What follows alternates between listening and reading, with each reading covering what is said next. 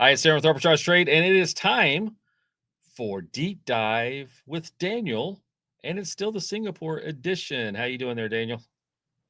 Good, Darren. How you doing? And we're Greetings not. We're in from the Bangkok. We're in States. Bangkok Oh, edition. that's right. Is that an upgrade or downgrade? I don't, well, let's don't answer that question. And you haven't been there long enough to Depends know. how you So look we'll at it. see. Depends how you look at it. I got exactly. Beauty's in the eye of the beholder. Well, this week you have brought us a paragraph for the title, which is but it covers everything. It's understanding global liquidity cycles and their impact on financial markets and the economy. And I guess the first thing I would have to ask you, and this is a very macro question, is what is global liquidity and what is a global liquidity cycle?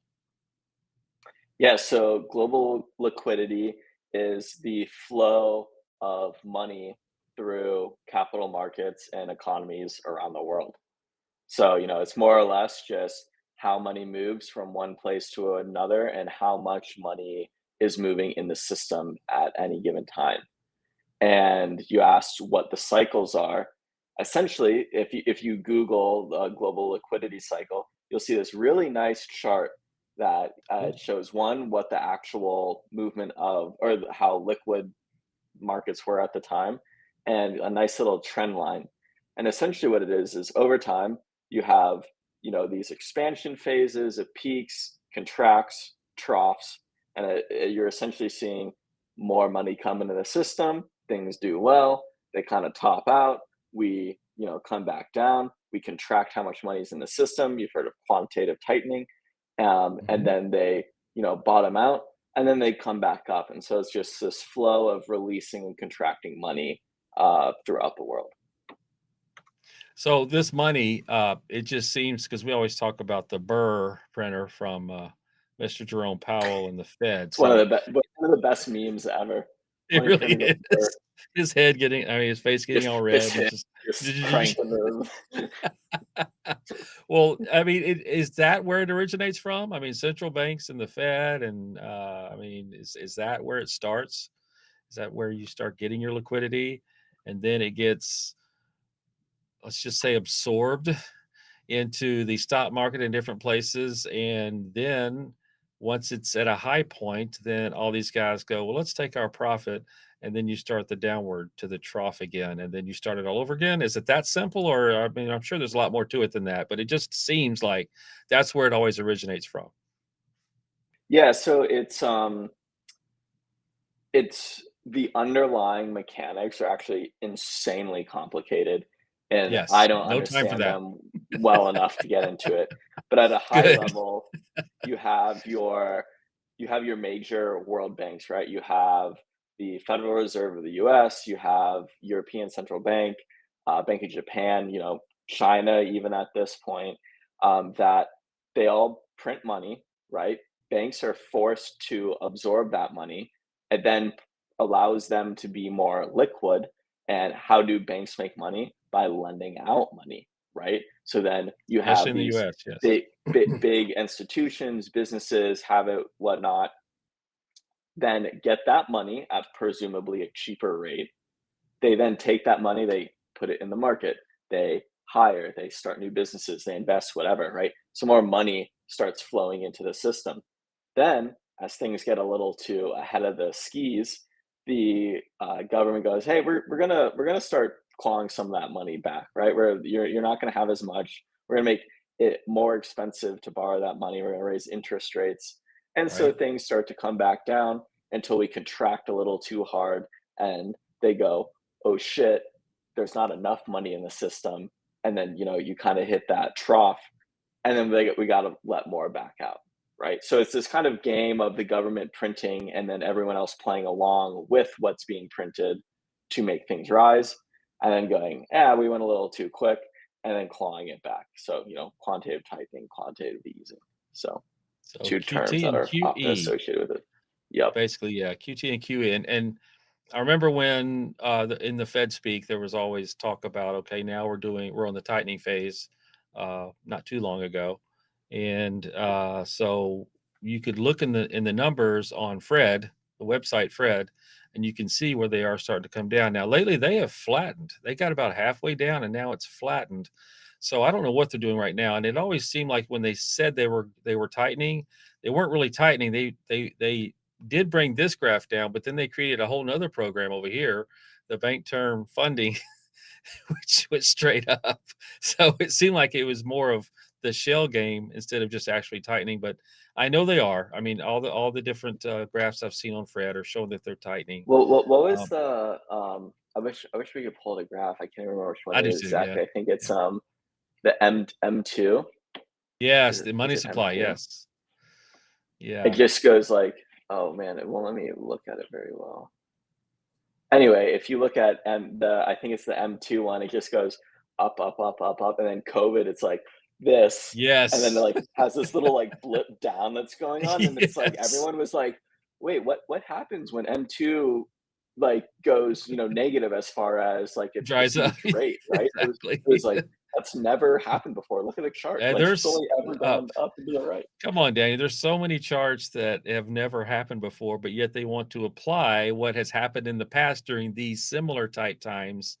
And it's like, this is not a similar time. This is a first of its kind. So is everything going to do the same thing as it's done in the past?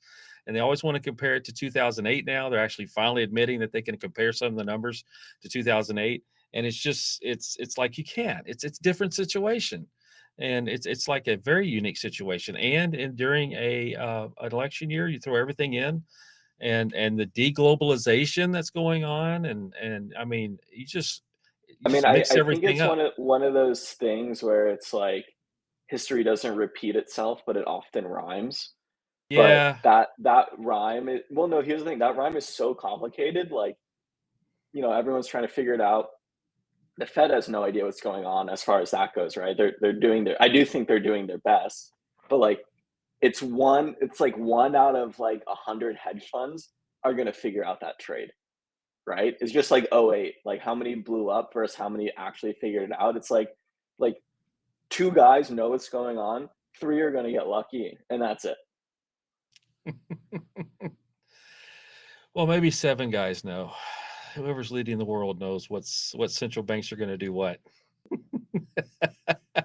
and what's gonna go where. Maybe, Maybe maybe. if you got your tinfoil hat on. It'd be crazy, Um, like, when Jerome Powell goes works for BlackRock, huh?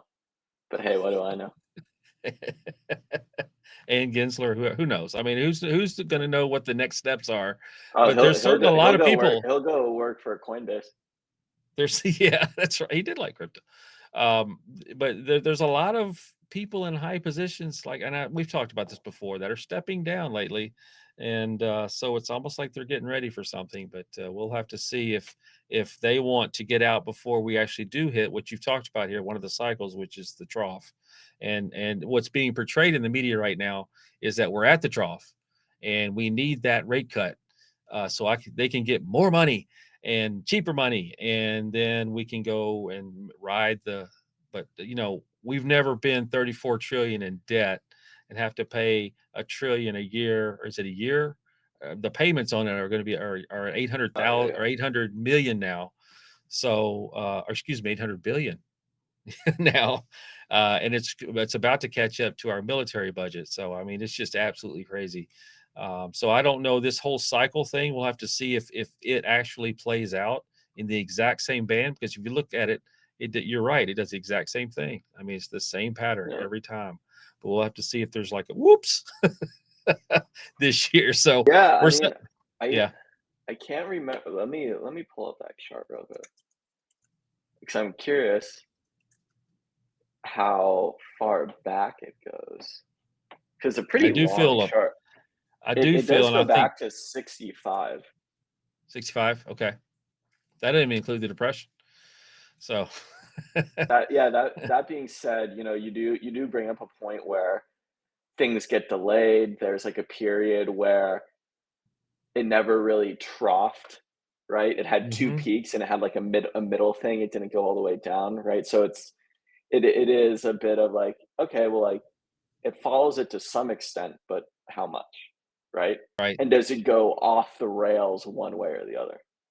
Yep. Sometimes you just have to pull But it back to see it, will but yes. do something. Yeah, it will. Man, that's deep. That's so you went to the University of, Bangkok to learn that, right? That's why you're there. Exactly, yeah. Those Masters in Goldman Sachs, so That's right.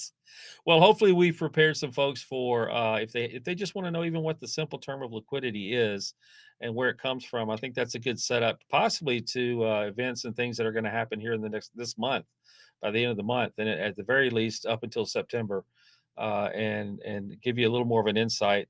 And if you'd like, you can look up, you can Google M2 money supply, and you can go down that rabbit hole and you can see some of the things that we talked about here today. So, you got anything else, Daniel? I do not, no. All right. I look forward to seeing you next week at a different venue, or are you going to still be in Bangkok? We'll be back in Singapore. Ah, okay. Same A 1 week same little trip. same All right. venue as previous. Nice, nice. We look forward to whatever your bed and your walls have to show now. But I noticed that you now have your background that kind of Oh, people yeah, we're don't gonna be playing with the exactly know what's background. back there.